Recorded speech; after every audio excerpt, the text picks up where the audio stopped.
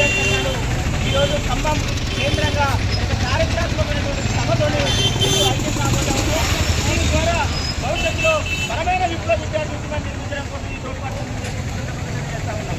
అదేవిధంగా పీడిఎస్ ఆశయాలు లక్ష్యాలైనటువంటి విద్యా కామన్ ఇండియా విధానం సమ సమాజం అదేవిధంగా నూతన ప్రజాస్వామిక విప్లవానికి విద్యార్థులను మొత్తం కూడా సిద్ధం చేయడం కోసం ఈ సభ ఉపయోగపడుతుందని చెప్పేసి ఈ సందర్భంగా ప్రకటిస్తూ ఉన్నాం.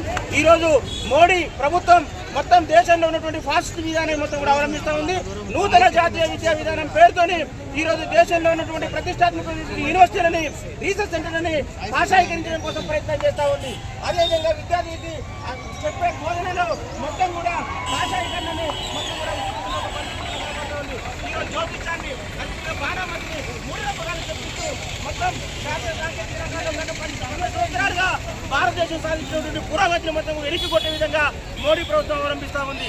అదేవిధంగా పేద పరుగుబడిన వర్గాల విద్యార్థులకి ఇంకా విద్య దూరం అవుతున్న పరిస్థితి మనకు కనపడతా ఉంది. కాబట్టి ప్రభుత్వాలు మారినా కూడా వాళ్ళ పాలక విధానాలు మారిపోవడం వల్ల విద్య, వైద్యం, ఉపాధి రంగాలు మొత్తం కూడా దేశంలో ఉన్నటువంటి పేద పరుగుబడిన వర్గాల విద్యార్థులకి దూరం అవుతున్న పరిస్థితి కనపడతా ఉంది. కాబట్టి జార్జి రెడ్డి, జంపాల చంద్రశేఖర్ ప్రసాద్, శ్రీపాద శ్రీహరి, కోడాశంకర్, రంగవల్లి, రమణయ్య, స్నేహరథ లాంటి విద్యార్థి అమరు వీళ్ళందరూ వాళ్ళ రక్త తర్పణతో ఈ బీగిపిడికి జెండాను ఇచ్చారు.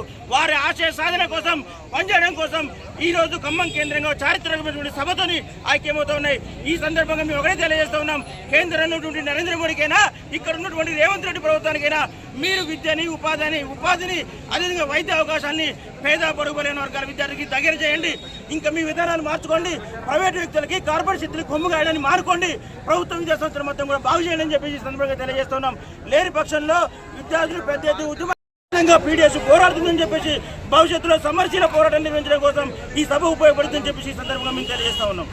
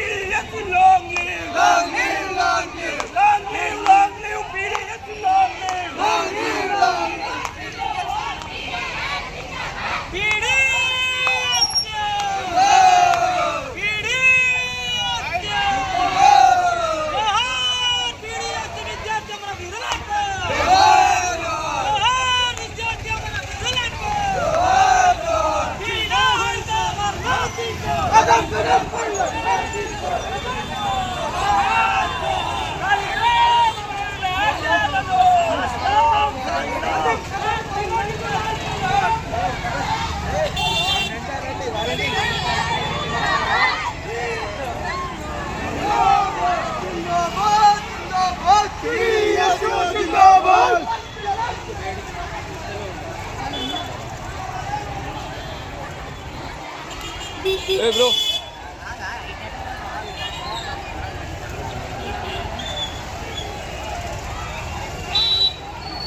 Bro.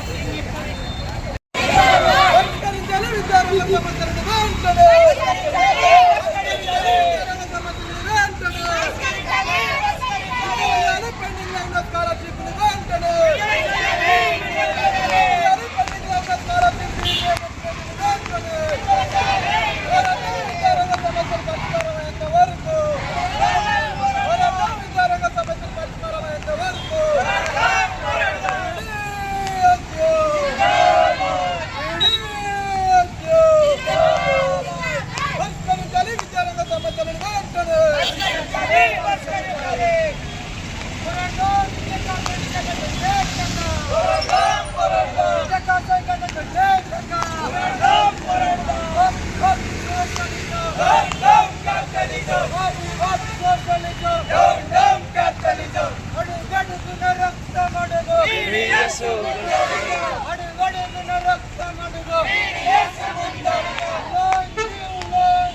BDSU long view ఎడా తొందరగా నడే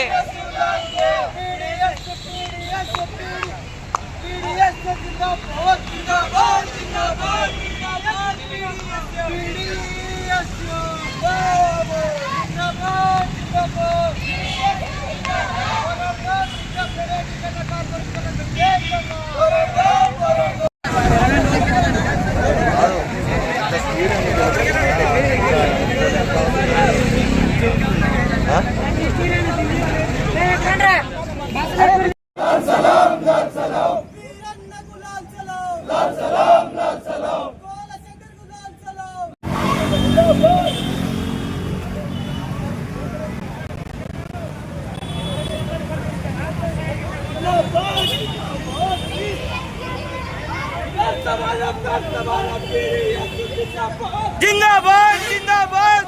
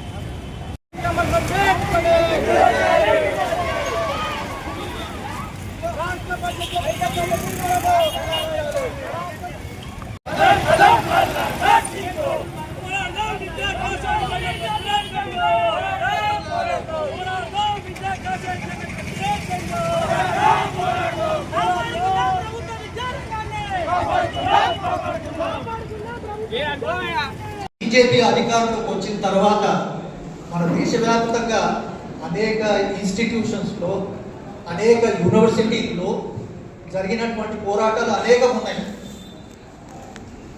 ఢిల్లీ నగరంలో ఉన్నటువంటి జేఎన్యూ విశ్వవిద్యాలయంలో జరిగిన ఆజాదీ పోరాటం కావచ్చు,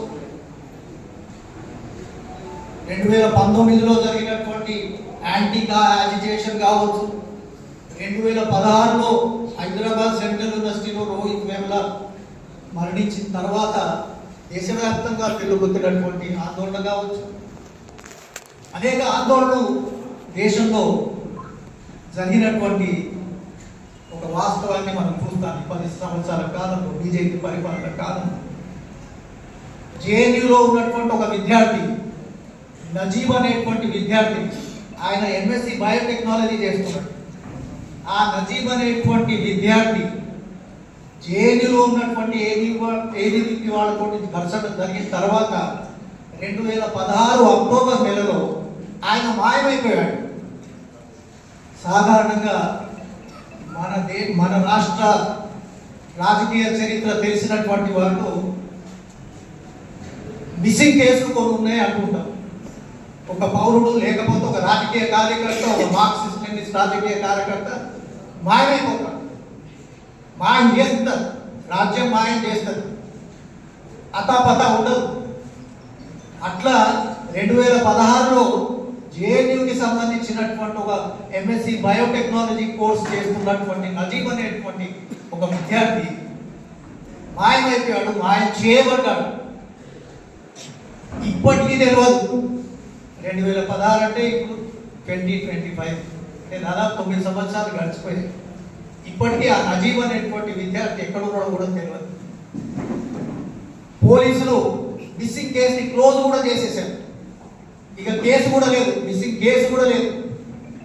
మనిషి మాయమైపోయాడు, ఒక విద్యార్థి మాయమైపోయాడు. ఇప్పుడు ఆ కేసు కూడా మాయమైపోయింది. అంటే ఎక్కడో ఒక చంపబడ్డాడో ఏమైందో ఎవరికి తెలియదు.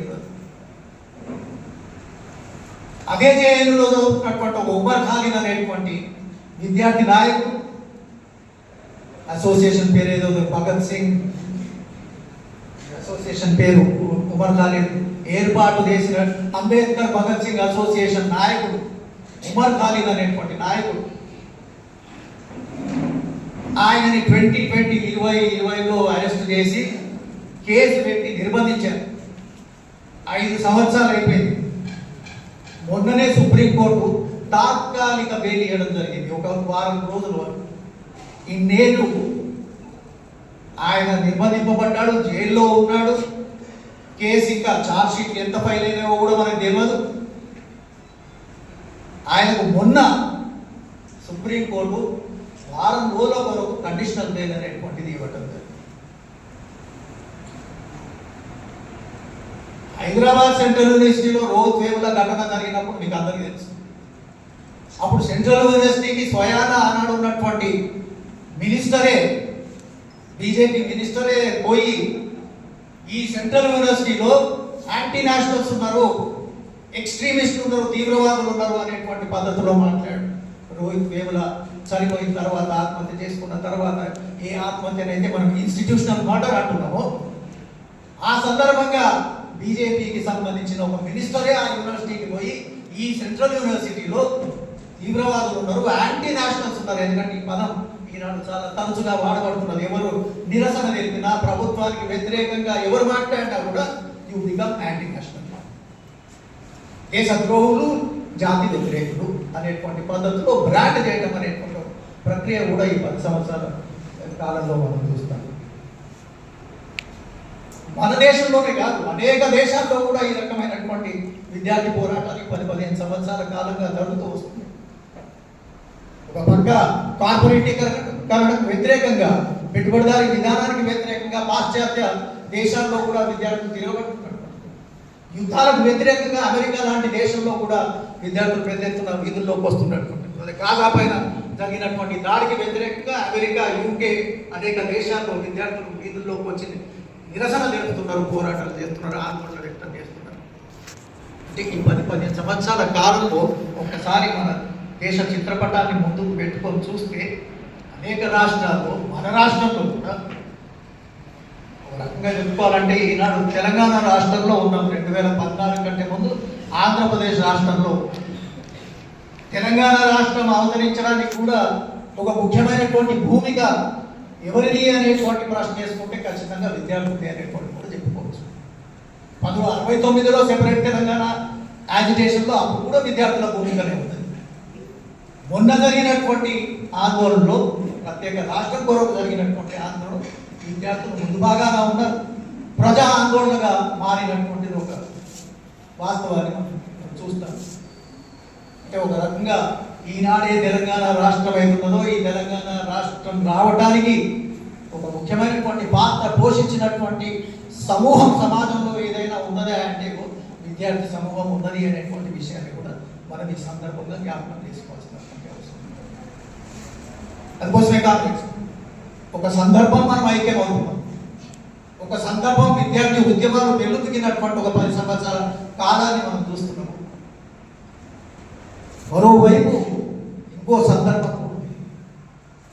ఆ సందర్భం ఏంటంటే, ఆ నేపథ్యం ఏంటంటే, ప్రగతిశీల విద్యార్థులుగా మనం ఏ విషయాలు మాట్లాడుకున్నా కూడా సందర్భం లేకుండా, సందర్భంలో చూడకుండా విషయాన్ని అప్పుడప్పుడు అనుకుంటాను ఇంగ్లీష్లో అవుట్ ఆఫ్ కాంటెక్స్ట్ మాట్లాడుతున్నాయండి.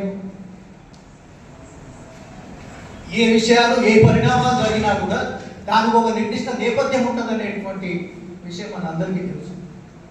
ఇప్పుడు మనం ఇక్కడ ఒక మంచి సందర్భంలో కూర్చున్నటువంటి ఒక కాంటెక్స్ట్ ఏదైతే ఉన్నదో, ఒక వాతావరణం ఏదైతే ఉన్నదో, బయట ఈ దేశంలో ఇంకొక సందర్భం కూడా ఉంది. ఆ సందర్భం నేపథ్యంలోనే మనది నడుస్తుంది.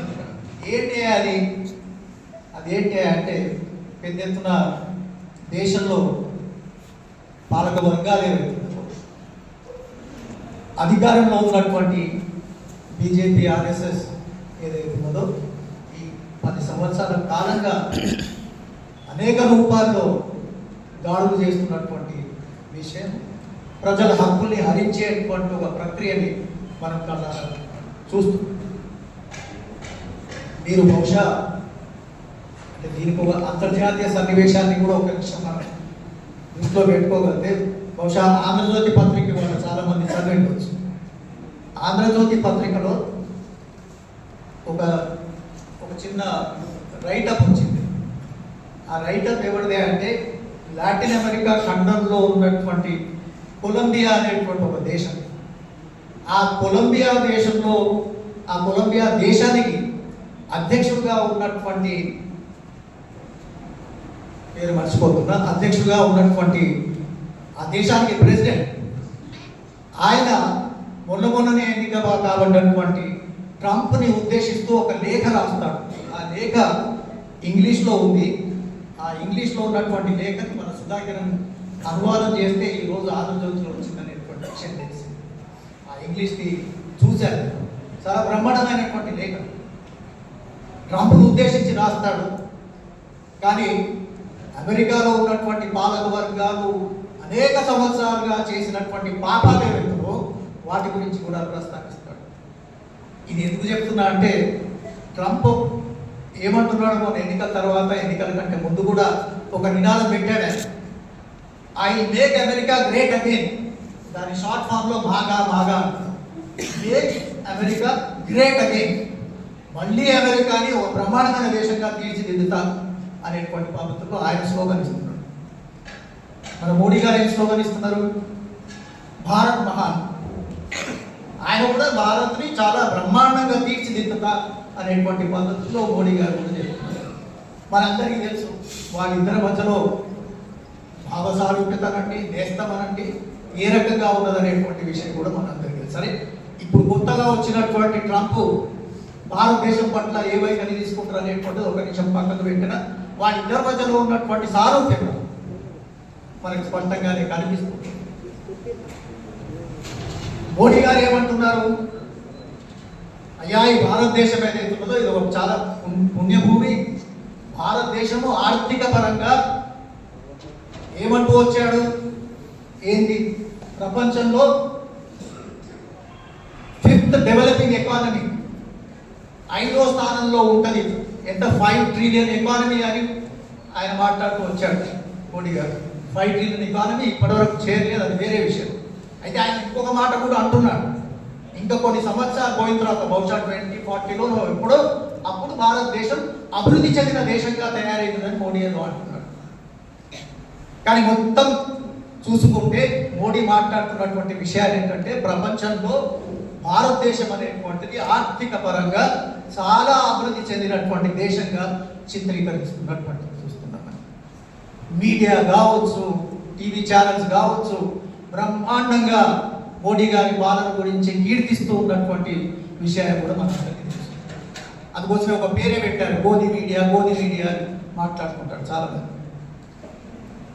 నిజంగానే భారతదేశం యొక్క ఆర్థిక వ్యవస్థ ఆ రకంగా పురోగమిస్తున్నదా, ఆ రకంగా అభివృద్ధి చెందుతున్నదా అంటే ఒక విషయాన్ని చూస్తే నిజంగానే గ్రాస్ డొమెస్టిక్ ప్రోడక్ట్ ఏదైతే అంటామో జీడిపిలో నిజంగానే వృద్ధి రేటు పెరిగిండొచ్చు. కానీ ఒక లెక్క ఏం చెప్తున్నదంటే ఇప్పటికీ భారతదేశంలో ఉన్న జనాభాలో 29% ప్రజలు పవర్టీ లైన్ కిందనే ఉన్నారనేటువంటి విషయం కూడా చెప్తున్నారు. దీనికి లంకిగా ఒకసారి చూస్తే మనకు ఆర్థిక అభివృద్ధి ఎంత జరిగింది అనేటువంటి ప్రశ్న వేసుకుంటే అది వాస్తవమా కాదా అనేటువంటిది ఒకసారి పరిశీలిస్తే ఈనాడు భారతదేశం గ్లోబల్ ఇండెక్సెస్లో, గ్లోబల్ ఇండిసెస్ అంటారే ప్రపంచ సూచికల్లో, హంగర్ సూచికలో, ఆకలి సూచికల్లో ఏ ర్యాంక్ ఉన్నది అని అంటే 105 ర్యాంక్. 127 దేశాల్లో మన దేశం యొక్క ర్యాంకు 105 ర్యాంక్ అంట. ఎక్కడ అభివృద్ధి చెందింది? వృద్ధి రేటు పెరిగింది కరెక్టే, జాతీయ ఆదాయం పెరిగిండొచ్చు కరెక్టే, కానీ ఆదాయం ఎక్కడ పోతున్నది? కింది వరకు పర్కలేట్ అవుతున్నదా? ఖమ్మం టౌన్లో ఉన్నటువంటి బస్తీల్లో ఉన్నటువంటి పేద ప్రజలకు ఆ ఆదాయం కింద పర్కులేట్ అవుతున్నదా? ఆ చేతుల్లోకి వస్తున్నదా? వస్తులేదు. ఎక్కడ పోతున్నది? ఇది కుబేరుల చేతుల్లో పోతున్నది. కుబేరుల చేతుల్లో మరింత కుబేరులు అవుతున్నటువంటి లెక్కలు కూడా ఈనాడు ప్రపంచంలో ఉన్నటువంటి అనేక ఇన్స్టిట్యూషన్స్ లెక్కలే చెప్తుంది. ఈనాడు భారతదేశంలో ఉన్నట 1% పైన అంటే కుబేరుల్లో ఉన్నటువంటి 1% మంది చేతుల్లో భారతదేశంలో ఉన్న 40% సంపద వాళ్ళ చేతిలో కేంద్రీకరించబడుతుందట. 1% అంటే మనకి ఎవరెవరు గుర్తుకొస్తారండి? అంబానీలు, అదానీలు, బిర్లాలు, టాటాలు, వీళ్ళే కదా గుర్తుకొచ్చేది. 1% మంది చేతుల్లో దేశంలోని 40% సంపద కేంద్రీకరించబడుతుంది. అందుకోసమే చాలా మంది రాస్తున్నారు భారత్ అనేక విషయాలప్పుడు గమనించేవాడు. నేను ఇక్కడే ఖమ్మం కాలేజీలోనే స్టూడెంట్ని.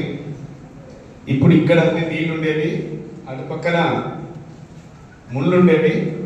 ఈ బ్రిడ్జి నిన్నే మా అందరి మీద లాఠీ చార్జ్ అయ్యి ఒక వారం రోజులు పాయింట్ వేసుకోలేనట్టుగా కొట్టాను పోలీసులు. ఇక్కడికి రాగానే అవే గుర్తొస్తూ ఉన్నాయి. అవన్నీ కూడా భరించడానికి మేము ఎందుకు సిద్ధమయ్యాం? అప్పటికే నిఘాల్ ప్రభుత్వాన్ని పడగొట్టిన స్టూడెంట్ చరిత్రను మేము చూసాం. క్యాంపస్లో అన్యాయాల వ్యతిరేకంగా మత ఉన్మాదులు చేస్తున్న, మన గర్ల్స్ హాస్టల్ మీద చేస్తున్న దౌర్జన్యానికి వ్యతిరేకంగా గోల్డ్ మెడలిస్ట్ అయిన జార్జి రెడ్డి తిరుగుబాటు చేసిన విషయాలు మేము గమనించాం. పాలస్తీనా ఉద్యమాన్ని అప్పుడే చూసాం. మూడో ప్రపంచ దేశాలన్నింటిలో ఉద్యమాలు చూస్తున్నాం. మన పక్కనే ఇటుపక్క అటుపక్క అన్ని దేశాల్లో జరుగుతున్న ఉద్యమాల అనుభవాల్ని, చరిత్రని అధ్యయనం చేశాం. ప్రపంచవ్యాప్తంగా ఉద్యమాల్లో రాటు తేలి ఉద్యమాల కోసం అసలు బాసిన అనేక మంది అమరవీరుల చరిత్రలు మేమందరం అధ్యయనం చేశాం. అందుకే మీరు మీ పుస్తకాలకే పరిమితం కాకుండా చరిత్రను చదవండి అని మిమ్మల్ని నేను వేడుకుంటున్నా. పుస్తకాలు చదవడం అలవాటైన తర్వాత పరీక్షలు ఈజీగా రాయగలుగుతాను. నేను లా పరీక్షలు 9 సంవత్సరాల తర్వాత మా ప్రిన్సిపల్ ఫీజు కట్టి రాయమంటే నేను రాశాను. నువ్వు రాయగలరా? రాయి, నాకే నువ్వు సబ్జెక్ట్ ఇచ్చావు, నాకు రీసెర్చ్కి నేను గోల్డ్ డాక్టరేట్ తీసుకోవడానికి కాబట్టి నువ్వు రాయగలవు రారా అని పిలిచి మా ప్రిన్సిపాల్ గారు నాకు ఫీజు కట్టాడు. ఎట్లా సాధ్యమైంది అది అంటే మనం అన్ని విషయాలని నేర్చుకోగలిగితేనే సాధ్యమవుతుంది. జార్జి రెడ్డికి మనం వారసులు అనుకున్నప్పుడు జార్జి గోల్డ్ మెడలిస్ట్ ఉస్మానియా, దేంట్లో న్యూక్లియర్ ఫిజిక్స్, ఆ బెస్ట్ సబ్జెక్ట్. మరి ఎట్లా సాధ్యమైంది అంటే కేంద్రీకరణ ఉంది. ఏ పుస్తకమైనా మాకు ఇచ్చి అప్పుడున్న ఏపీడిఎస్ లీడర్కైనా ఇది చదివి నేను చెప్పాలంటే తెల్లారిసరికి ఆ పుస్తకాన్ని అంతా చదివి 18 గంటలైనా చదివి తెల్లారి దాంట్లోని సారాన్ని చెప్పగలిగేవాడు. అందుకే పరీక్షలు మాకు పెద్ద లెక్క కాలేదు, రాసేసాం. నా పరీక్షని మా ప్రిన్సిపాల్ దిద్దిండు పేపర్ని. నీ పేపర్ నేను దిద్దిండు అన్నాడు. నా పేపర్ మీకేం తెలుస్తారన్నాడు. అరే నీ స్టైల్ నాకు తెలుసుకున్నాడు. ఒక 3 క్వశ్చన్లు ఇచ్చారు. లాలో how many types of bails are there? Bail for all, jail for few, describe it అని రాశాడు అని చెప్పి నేను రాశాను. 3 types of bails are there, bailable, non bailable, anticipatory bail. Sanjay Gandhi bail అని రాసిన బ్రాకెట్లో. అప్పుడు సంజయ్ గాంధీ తీసుకుని అప్పటిదాకా ఎవరు తెలియదు యాంటిసిపేటరీ బెయిల్. కింద రాసిన bail for rich jail for poor. In my view jail for rich jail for poor bail for rich అని రాసిన. నాకు మార్కులు వేసాడు దిద్దుడు చెప్పాడు ఇది నువ్వే రాసినవని. ఎందుకంటే ఆయనకు అర్థమైంది. నేను రాసి అనేక వివరాలు కూడా రాశాను. అందుకే అధ్యయనంలో ముందుండాలని మిమ్మల్ని నేను ముందుగా పెట్టుకుంటున్నాను. అప్పుడే మీకు సామాజిక జ్ఞానం వస్తుంది. ఎవరు ఏం చెప్తున్నారో వినండి, నేర్చుకోండి. మీరు మీ బుర్రతో ఆలోచించండి. అందుకే మీ అందరికి ఒక చిన్న ఎక్స్పెరిమెంట్ చేపిస్తాను. ఏమనుకోకుండా అందరూ ఒకసారి చేయండి. Right hand all of you please. ఒకసారి చూపుడు వేళ్ళని ఈ ఏళ్ళు కలిపెట్ల రింగ్ చేయండి. రింగ్ చేయండి. అందరూ చేసి చిన్నగా కిందికి తీసుకురండి. గడ్డం మీద పెట్టండి. ఎంతమంది పెట్టారో చెప్పండి. గడ్డం ఇది కదా, బుగ్గ మీద పెట్టేశారు కదా. ఇంత సింపుల్ గా మోసం చేసే పాలక వర్గాలు, ఇంత సింపుల్ గా మోసం చేసే దగాకోరులు, ఇంత సింపుల్ గా మోసం చేసే వెదవులు ఇవాళ ఉన్నారు అనే విషయాన్ని గమనించాలి. అందుకే మన బుర్రతోటి ఆలోచిద్దాం, మన మెదడుతోటి ఆలోచిద్దాం, వాస్తవిక విషయాల మీద నిలబడదాం, అబద్ధాలని అన్యాయాన్ని అక్రమాలను వ్యతిరేకిద్దాం, నిజం వైపు నిలబడదాం. మనం ఆలోచించి నిర్ణయాన్ని తీసుకుందాం. అందుకే ఎవరో చెప్పారని గుడ్డిగా నమ్మకండి. నేను చెప్పినా కానీ అన్న మంచిగా చెప్పండి. నీ పెద్దోని కాబట్టి అన్న నువ్వు తప్పు చెప్తానువే, ఇది చంపే, ఇది బుగ్గ కదా అని అనగలిగే చైతన్యం మనకు కావాలి. ఆ చైతన్యం రగిల్చేదే పీడిఎస్, విజ్ఞానాన్ని అందించేదే పీడిఎస్, ఈ సమాజాన్ని మార్చడానికి పనిచేయాల్సిందే పీడిఎస్. ఆ పీడిఎస్ అని 4 అక్షరాలు కాదు, ఈ సమాజాన్ని అధ్యయనం చేయడానికి నేర్పింది. మీకు అర్థం కావాలి. మన కాళ్ళ కింద, మన భూమి పొరల కింద ఏముంటాయి? ఖనిజ సంపద ఉంటుంది. ప్రధానంగా గుట్టల కింద ఉంటుంది. మరి ఆ గుట్టల కింద ఉన్న ఆదివాసీలు ఇవాళ ఎంతమంది చంపుతున్నారు? రోజుకి 100 మంది చంపేస్తుంటే మీకు ఏం అనిపించలేదా? ఏమనిపిస్తుంది? వాళ్ళు ఏం అబద్ధం ఆడేటోళ్ళు కూడా కాదు. వాళ్ళు మట్టి మనుషులు, వెనకబడ్డ ఆదిమ జాతి వాళ్ళు. అలాంటి వాళ్ళని ఏం చెప్పి చంపుతుంది? ఆదానీల కోసం, అంబానీల కోసం, వాళ్ళ కాళ్ళ కింద, వాళ్ళ గుడిసెల కింద ఉన్న సంపదని కొల్లగొట్టడం కోసం చెప్తా ఉండు. వాడు ఏం చెప్తాడు ఆదానీ గారు? ఒరే కార్మికులారా, మీరు మీ భార్యల ముఖాలు చూస్తూ టైం గడపకండి, 90 గంటలు పని చేయండి వారానికని ఉచిత సలహా ఇచ్చుడు గాడి కొడుకు. వాడు ఎక్కడొచ్చుడు? ఎవరి సొమ్ముతో వచ్చుడు? నేను ఉన్నాడా? చరిత్ర పుటల్లో వాడి స్థాయి ఎక్కడ? మోడీ వచ్చిన తర్వాతనే వాడి స్థానం, మోడీ వచ్చిన తర్వాతనే వాడి స్నేహితుడిగానే ఇవాళ ఒక పెద్ద క్యాపిటలిస్ట్ గా, ధనవంతుడిగా మారిపోయాడు. అంతేనా కాదా? వీళ్ళని నేను పెట్టినోడు వాడు, వాడిని పెట్టేటోడు వీళ్ళు. 12,000 ఎకరాలు మోడీ గెలిచినప్పుడు గుజరాత్ లో వాడికి ఇచ్చారా లేదా? ఆ తర్వాత అనేక అగ్రిమెంట్లలో అనేక ఒప్పందాలు ఉన్నాయా లేదా? అనేక ఎంఓయూలలో వాళ్ళ సంతకం ఉందా లేదా? అందుకే ఇట్లాంటి పెదవులందరికీ వ్యతిరేకంగా పోరాడటానికి మన చైతన్యాన్ని, మన శక్తిని వినియోగించాల్సిన అవసరం ఉంది. మన దేశ సంపదని ఎవరికి కొలగొడుతున్నారు? బ్యాంకులు లూటీ చేసిపోయిన వాళ్ళు ఎవరు? వాళ్ళకి 16,000 లక్షల కోట్ల రూపాయల్ని మాఫీ చేసిన గద్దె మీద ఉన్న పెద్దలు ఎవరు? ఒకసారి ఆలోచించండి. మీరు చిన్న నేరం చేస్తే మా దేశంలో ఉన్న ఇంత 1200 జైలు ఉండేది మీరు కాలేజీలో ఉన్నప్పుడు, ఇప్పుడు 3000 జైలు అయింది. జైలులో 80% మంది అండర్ ట్రయల్ ఖైదీలే. మొన్న మీ అందరూ చూశారు ప్రొఫెసర్ సాయిబాబా అని. ఆయన కాళ్ళే ఉండవు, మోడీని కాల్ చేస్తున్నట్టు జైల్లో పెట్టారు. ఆయన జడ్జి నవ్వి 9 సంవత్సరాల తర్వాత బెయిల్ ఇస్తే ఆయన విడుదల చేసి కొట్టేస్తే శనివారం ఆదివారం కోర్టు తెరిపించి ఆయన్ని మళ్ళీ జైలు వేశారు.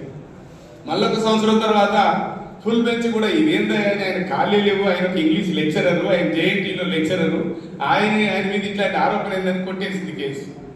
ఆయన బయటకు వచ్చి 10 సంవత్సరాల తర్వాత చనిపోయాడు. 6 నెలల్లో చనిపోయాడు ఆయన. అంటే ఒక ప్రొఫెసర్నే న్యాయం కోసం మాట్లాడినందుకు ఎట్లా చంపేసింది ఈ పాలక వర్గాలు, ఈ జైలు నిర్బంధాలు ఎట్లున్నాయనే విషయాన్ని గమనించండి. ఇంతకుముందు ఆయన చెప్పాడు యూనివర్సిటీలో ఎదురు మాట్లాడిన వాళ్ళని కులం మతం అనే పేరుతోటి కులంతో కొల్లగొడుస్తున్న పరిస్థితుంది. మన మధ్య కొట్లాట పెట్టే పరిస్థితుంది.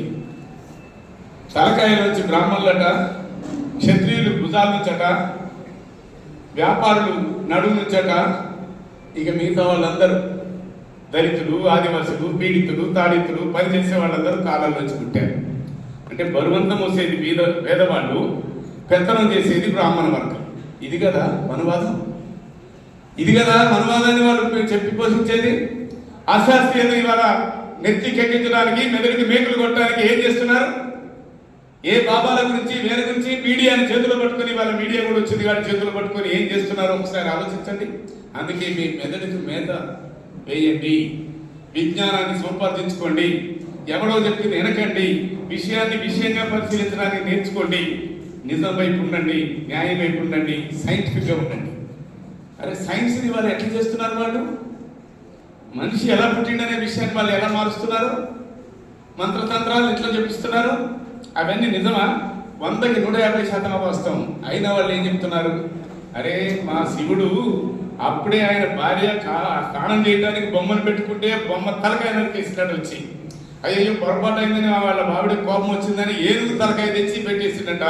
అప్పుడే మనకి సర్జరీ వచ్చాయా బాబు అని చెప్తున్నారు. ఇప్పుడు చెప్తున్నారా లేదా మీరు చూడండి. మరి ఇట్లాంటి అశాస్త్రీయమైన విషయాల్ని అనేకం చెప్తున్న పరిస్థితి వాళ్ళ మన ముందుంది. ప్రజల మెదడు మీద మేకులు కొట్టడానికి ప్రయత్నం చేస్తున్న స్థితిలో మనం ఇవాళ ప్రజా పోరాటాలని గమనించండి. ఇజ్రాయిల్ అనే దేశం 1948 కంటే ముందుందా? లేదు, 48లో వచ్చింది. సెకండ్ వరల్డ్ వార్లో ఇటలీ, సెకండ్ వరల్డ్ వార్ వారికి వారసులుగా నిలబడదాం, వారు అందించినటువంటి ఒక జెండాని ముందుకు తీసుకెళ్దాం, వారు ఆశించినటువంటి దోపిడీ లేనటువంటి నూతన సమాజం కోసం పోరాడుదామని చెప్పి మీరు ఈ సందర్భంగా ఇక్కడ పోరాటాల పోరుగడ్డైనటువంటి ఖమ్మం జిల్లా కేంద్రంలో ఈ సభ నిర్వహించుకున్నందుకు మీ అందరికీ విప్లవ ధన్యవాదాలు తెలియజేస్తున్నాను. ఈ సమాజ మార్పు కోసం పనిచేసినటువంటి వాళ్ళు, ముఖ్యంగా ఈ దేశంలో ఈ ప్రపంచంలో దోపిడీ వ్యవస్థని కనుక్కున్నటువంటి వారు కూడా మార్క్స్ కానీ, ఎంగెల్స్ కానీ, మావో కానీ, స్టాలిన్ కానీ ఇట్లాంటి మార్క్సిస్ట్ ఉపాధ్యాయులు కూడా విద్యార్థులే, యువతరం నుంచి వచ్చినటువంటి వారు. వారందరూ ఏం ఆశించారంటే ఈ వ్యవస్థ మారాలి, ఈ వ్యవస్థ మారి దోపిడీ లేనటువంటి, వర్గాలు లేనటువంటి వర్గరహిత సమాజం కావాలని చెప్పి పోరాడారు. ఆ పోరాట క్రమంలోనే రష్యాలో మొట్టమొదటిసారిగా 1917లో విప్లవాన్ని తీసుకురావడం అనేటువంటిది జరిగింది. అలాగే చైనాలో కూడా 1947లో దోపిడీ లేనటువంటి విప్లవాన్ని తీసుకురావడంలో మావో నాయకత్వంలో ఆ నూతన ప్రజాస్వామిక విప్లవాన్ని సాధించారు. భారతదేశంలో కూడా దోపిడీ వ్యవస్థ లేనటువంటి సమాజాన్ని నిర్మించేటువంటి PDSU అనేటువంటి సంఘం ఏదైతుందో ఈ సంఘం ఎలా కృషి చేయాలి, ఈ వ్యవస్థని మార్చాలని చెప్పి ప్రయత్నం చేస్తున్నారు.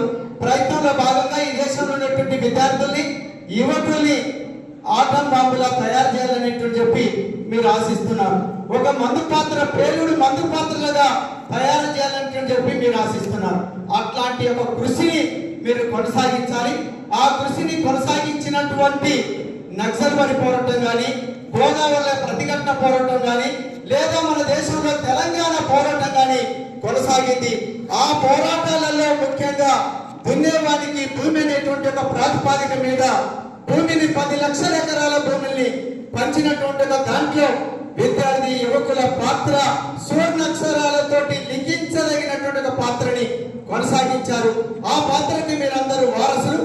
అట్లాంటి పాత్రని మీరు ముందుకు తీసుకెళ్తేందుకు కృషి చేయాలనేటువంటి కోరుతూ ఈ అవకాశం ఇచ్చిన మీ అందరికీ విప్లవ ధన్యవాదాలు తెలియజేస్తున్నాను. ఆకలి బాగా ఉన్నప్పుడు ఆలోచన బాగా పెరుగుతుంది. మీరందరూ కూడా ఒక ఆలోచన చేయాలి. ఆ విద్యార్థులు ముఖ్యంగా భారతదేశంలో విద్యారంగం ఎటువైపు వెళ్తా ఉంది? విప్లవ విద్యార్థి మేధావి పోరాటాన్ని